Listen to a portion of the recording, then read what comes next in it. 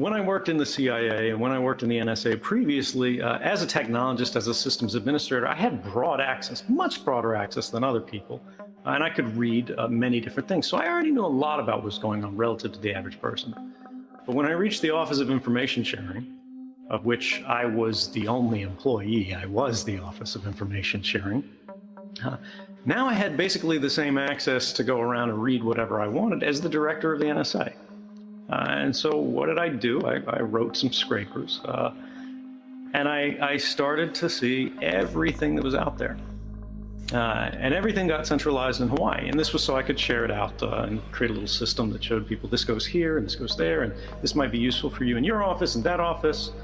But I got to see what was going on in every office. And there weren't a lot of people in NSA who got to see this.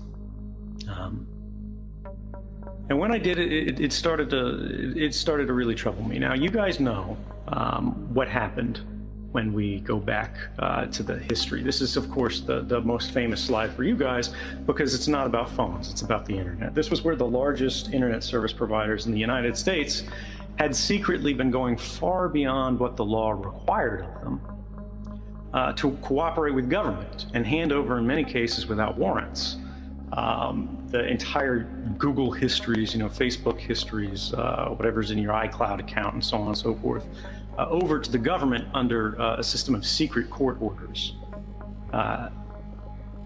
This was unfortunately just where it began. And it wasn't just the internet.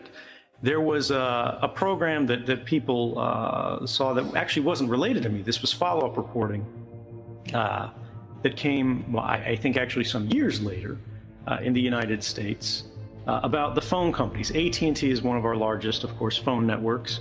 And what they found was that AT&T had been collecting the phone records of everyone who crossed their system and never getting rid of them for ages, right? If you're younger, if your birth date is after 1987, and either you're an American or you called the United States, right, because anything that crossed their network went there too, they have every call that you ever made, because that's how far their records go back. They were keeping the tower data, which is, of course, the ledger of your cell phone screaming, here I am, here I am, here I am, going all the way back to July 2008, right? So they have more than a 10-year history of everyone's movements as they cross the path of their cell phone towers. And this is the kind of thing that was just spreading and spreading and spreading everywhere. On the internet, because we hadn't been encrypting things by default, we saw the NSA and their partners, the Five Eyes countries as they're called. That's the United States, the United Kingdom, Australia, New Zealand, and Canada, the Anglophone guys, had just been looking across the backbone for anything that was even remotely interesting. And then what were they doing? They were just writing a scraper, right? They were just pulling things off the wire. And so they were getting pictures of your webcams. They were getting everything that you typed into the search box before Google finally went and encrypted it. And then they had to ask Google for it, but Google would still handle it over, all because things were not encrypted as they were in transit. Now, the thing I love about this chart, of course, is if you look at the timeline, I think this is the right one, you see there's a big spike right after June of 2013, which was the month that these revelations of mass surveillance first came forward. And this is where I want to talk about you guys as a cohort, not just as people working on Web3 sort of initiatives, but as technologists. You did that, right? That spike is you. I didn't do that. I was on the run from the greatest manhunt, that we've had in the United States in quite some time. But somebody read the news, and somebody went, you know what, we're going to shift our site to HTTPS. You know what, we're going to retool our browser to prefer these kind of things. We're going to make our applications send these things. That's just in Chrome, right? But I can tell you from a lot of conversations that is happening across the internet. And so what did these agencies do in response? They go, oh no, people are collecting things in transit. And of course, this is the problem they've always had throughout history. They go, these people know what they're doing. They use encryption. So we can't catch it in transit. Well, what can we do instead? And we see that, it doesn't matter whether you're an ally or an enemy. the British version of the NSA put together a really complex operation to actually hack into Belgium's national telecommunications provider, Belgacom, right? Now, mind you, they had legal means to get all of the information they wanted. They could use what's called a mutual legal assistance treaty to simply go right to the Belgian law enforcement agencies and go, we need this, we need that, please provide it to them. And it would take a little time because people would have to actually check it, but then they would get it. Instead, they went, well, why don't we just let ourselves in? Then we don't have to deal with their encryption because we have their keys. We can reroute their traffic. We can change the traffic flows to be more preferential to us, to route communications of interest past our interception points. Why? Slido? Because we said so. Then, as we've gone further and further away from this 2013 moment, as encryption has become more effective, as it's become more pervasive, we've seen malware and hacking attempts really explode and go beyond the government, specifically into private industries. The reason that you say you don't care about this is, and I say this without any offense intended whatsoever, is because you do not understand the way that that system is being used against you. Snowden is in exile in Russia because he revealed how our government spied on us. Now he says we should care more about what companies like Google and Facebook know. But why should I care? I figure the teenage boy across the street could be picking up stuff I sent. The cork's out of the bottle. What difference does it make? It's profiling.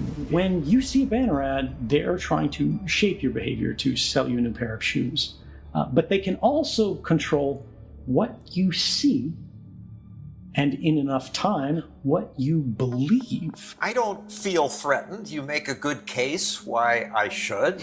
I'm not scared of Amazon or Facebook because, yes, they want to manipulate me. Yet, you're not scared of them yet. But basically, they want my money, and to get my money in a free market, a company has to give me what I want, and that's a good thing.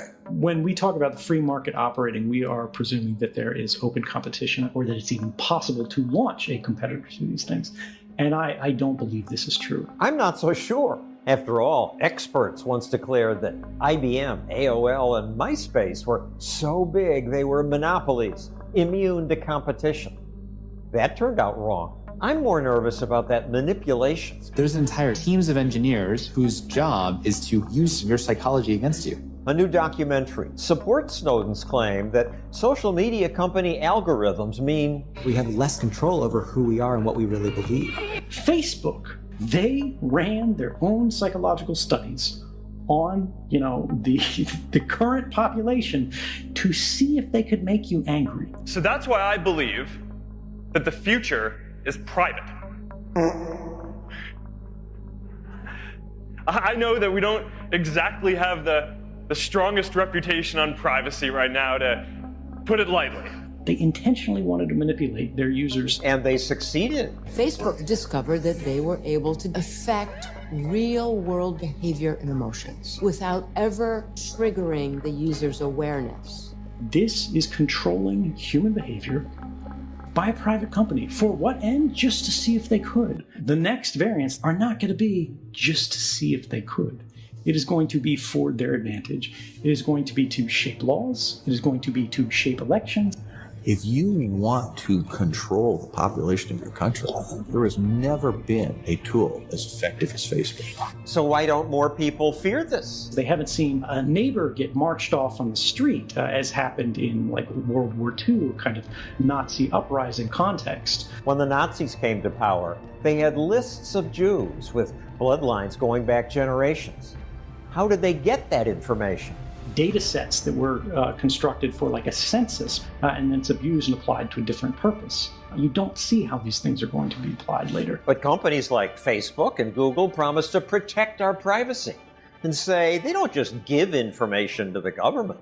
People have legitimate concerns. But America's former NSA deputy director points out The companies, we compel them to provide information. the FBI uses secret subpoenas to grab our data. If Google's got it and Facebook has it, why is it so much worse that our government has it? The difference is Google can sell you a different pair of shoes on the basis of what it knows about you, right? The ads that it places on the side of your bar. But they can't put you in jail. They can't bomb you, right? The government can, and for a lot of people, the government does. When asked about our lack of privacy on the internet, Eric Schmidt, Google's former CEO, gave this creepy answer. If you have something that you don't want anyone to know, maybe you shouldn't be doing it in the first place. The problem that I have with this, I like Snowden's response, is that we should have to constrain our intellectual curiosity and even, frankly, our weirdnesses, because we could potentially someday be judged on the basis for it, even if we had done nothing wrong, even if it wasn't strange, because the definition of what is wrong is constantly changing.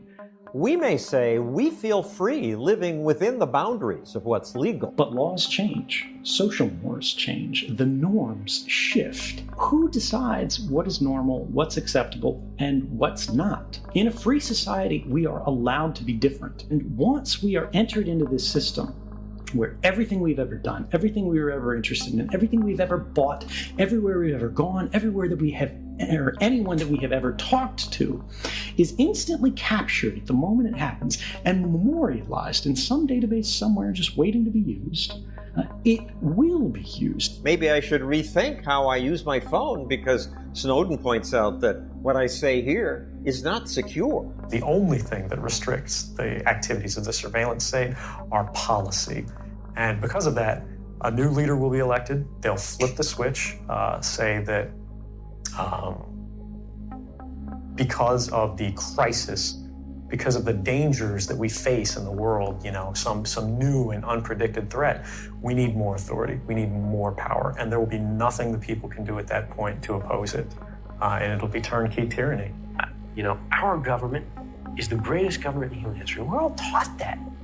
This is the kind of thing that led me into the army. When they said, we're going to free an oppressed people from a dictator, I felt that I had an obligation to do my part to see that happen. In the Central Intelligence Agency, you sign a non-disclosure agreement, but then you're made to stand up and take a real oath. This is an oath to support and defend the Constitution of the United States. It's not an oath to the President, it's not an oath to the Congress. It's an oath to our ideals.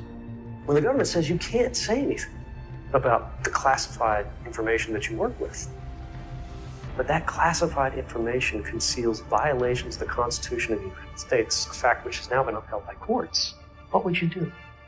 Breaking news out of Washington's going to outrage a lot of customers of one of the country's largest communications companies. The National Security Agency is keeping track of the telephone records of millions of Americans. My name's Ed Snowden. I'm 29 year old. I work for Booz Allen Hamilton as an infrastructure analyst for NSA. I was so scared. The apparent source who exposed the government's top-secret collection of phone records has revealed himself. Tonight, The Guardian has posted an interview with that intelligence contractor. Lindsay and I met something like 12 years ago. She had no idea what was coming. I couldn't tell her, because if I did, you know, the government could go after her.